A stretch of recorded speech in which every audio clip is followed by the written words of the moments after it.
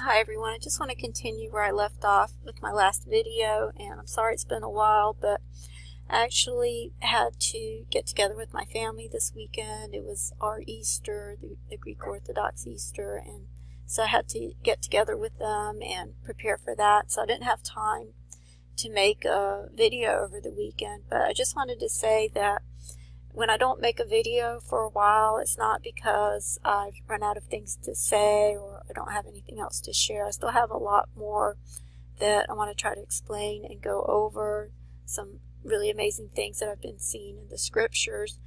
But it's really more of a game of beat the clock, because I know that the Lord's coming is near, and so I'm not trying to focus on a rapture date. No one knows the day or the hour. I'm just trying to explain as much as I can before time runs out, because once Jesus comes back, the mystery of God will be finished, as it says in Revelation 10:7, and there will be no more time. So there will be no more time for solving the mystery. The mystery will be over, so the time for trying to solve the mystery is now, and so I'm just trying to share as much as I can before the Lord returns.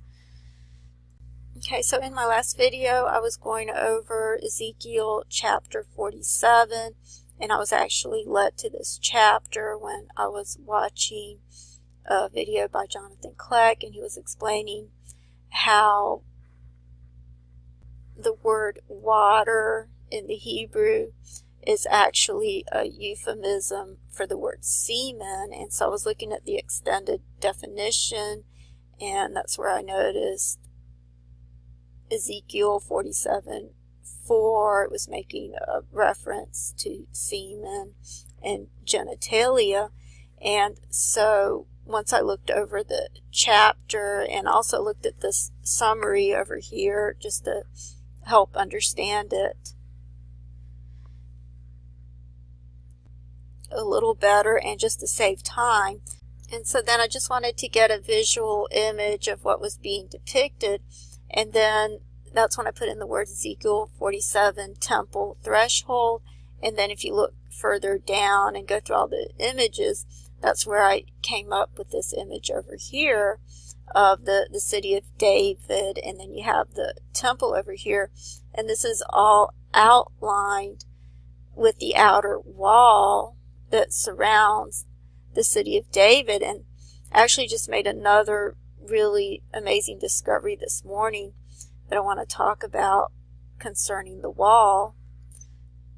And then I also want to go over chapter 46, which is the chapter right before that, which again, this has to do with the wall as well. But the important thing is that this all has to do with DNA, because there's 46 chromosomes in the human body. And of course, the millennial temple is the restored temple, which is our bodies.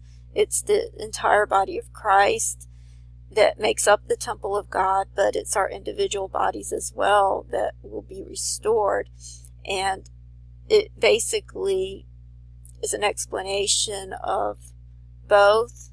It's both the entire temple of God and how it will be restored, which is basically the consummation of the covenant. That's what's being described in chapter 46 and 47.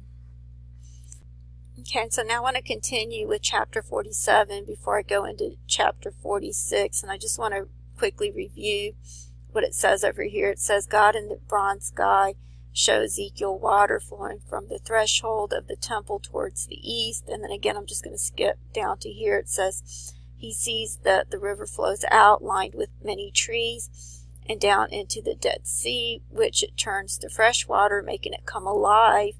It will be full of fish, and people will actually come to drop nets there. The sides of the river will be full of fruit trees and trees with healing leaves.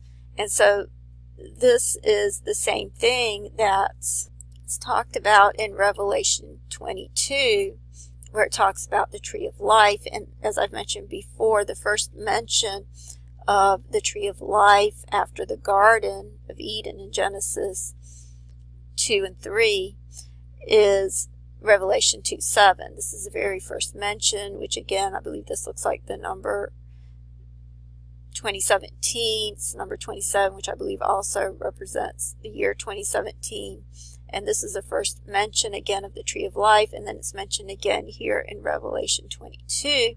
And as I've explained before, 22 is a number having to do with chromosomes, because there's 22 autosomes in the human body, 22 from each parent, for a total of 44. So there's a total of 44 autosomes, but 22 from each parent. And so I believe this represents the restored temple as well.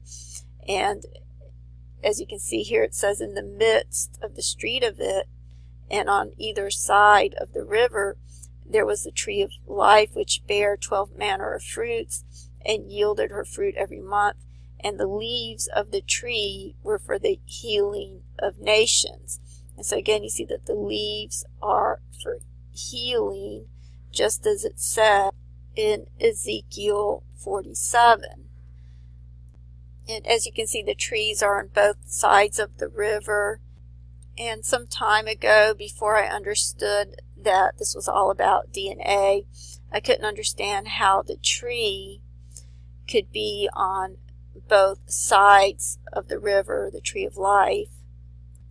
But when you understand the structure of a DNA strand, and that it has two sides which make up the backbone of the ladder, and then the rungs of the ladder are made up of the nucleotides, which you have 4 base pairs, a total of 4 nucleotides which make up the DNA code, and then these are connected together by hydrogen bonds, which are water-based bonds, and that's what holds the two sides together. And so this imagery makes a lot more sense once you understand the structure of DNA. And so that's what I believe the tree of life represents. I believe it represents DNA, and I've talked about how some time ago I tried to do a table to confirm that. And so I had put in the words tree of life and river of life and DNA strand, and came up with 13 matches. And as you can see, it comes up in Genesis 2:14 through 2:24, but the word strand, you have DNA up here at the top, you have river, and it's talking about the Euphrates River, which is really important because the river that was in the Garden of Eden actually branched off into 4 different rivers, and one of those rivers was the Euphrates River.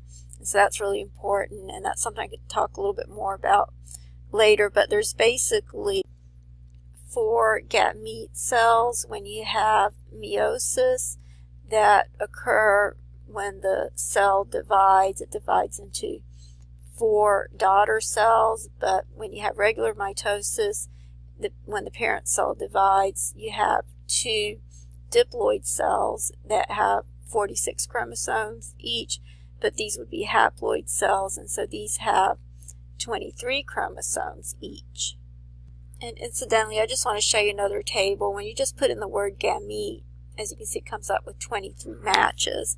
And this is another table I did some time ago, and I've shared this before, but the word gamete actually comes from the word marriage in the Greek. That's what it means.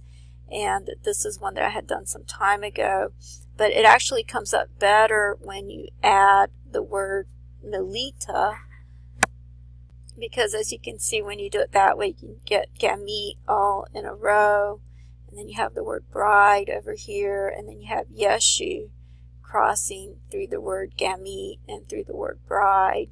You have the word Yeshu. And then I had tried to put in the word melita because when I was doing some tables to confirm my understanding of Acts 27, one of them came up in this matrix over here in Hebrews 5, and I saw this verse over here where it says, "You are become such as have need of milk," and the Bible says that the promised land will be a land flowing with milk and honey. And so I tried to put in the word Melita, and sure enough that came up. That's the word that means honey in the Greek. But when you put that word in, you can see that it all comes up in a row. So you can see Gamete, bride, and Yeshu, and then you have Melita up there at the top. Okay, so I just wanted to point that out as a side note, but it's over here in verse 23 where Adam said, "This is now a bone of my bones and flesh of my flesh. She shall be called woman, because she was taken out of a man. Therefore shall a man leave his father and mother and cleave unto his wife, and they shall be one flesh." And then this is where you had the word strand come up. You can see it in the green, the letters S-T-R-A-N-D, and then you can see the word cleave over here. So you had DNA, river, life, tree, and then strand is over here. So I believe this confirms that the tree of life represents a DNA strand, and it's interesting that it came up in verse 24 just after Adam said, "This is now bone of my bones and flesh of my flesh," and then it goes on to say, "Therefore shall a man leave his father and mother and shall cleave unto his wife, and they shall be one flesh." And then in Ephesians 5, it tells us that this is a great mystery, but that it's really concerning Christ and the church. So this is when they cleave together. And then in verse 22 is when Adam gives one of his ribs to the woman, and the human body has 24 ribs, and Jesus had 24 chromosomes, and we're told that Jesus is the last Adam, so the first Adam would represent Jesus. And so if the ribs are referring to chromosomes, then that means that Adam would have had an extra X chromosome, just as Jesus' DNA, his blood showed that he had 24 chromosomes in his DNA, and he had an extra X chromosome. So he would have given that extra X chromosome to the bride, and so therefore she would have shared the 22 with Adam. That's why she would be bones of his bones and flesh of his flesh. And then the 23rd chromosome determines the sex, which he would have 2 X chromosomes, making her female. And then Adam would be left with 23 chromosomes because he had 24 originally, because there's 24 ribs in the human body. So once he gave one to Eve, then they both would have 23 chromosomes. And then, of course, it's in Revelation 22 where it talks about the tree of life. And as you can see even from these images, you can see how it's depicted as a DNA strand. This looks like chromosomes. It looks like an olive tree, that the two trees have been merged together, which would be a representation of the bride and Christ. And then in some of these images, you can see the river winds sort of like a DNA strand. And so I wasn't planning to talk about all of this. This is all mainly review. I really want to get back to Ezekiel 47 because I have a lot more to share about that. And so I got a little sidetracked, but I just wanted to point out that this part right here where it says the sides of the river will be full of fruit trees and trees with the healing of leaves. This is talking about the same thing that's being talked about in Revelation 22, where it says the tree of life bare 12 manner of fruits and yielded her fruit every month, and the leaves of the tree were for the healing of nations. And so this is saying the same thing, and it's in Revelation 22. And so that's the end of the story. And so it all ends the way it began, with the tree of life in Genesis 2 and the river of life.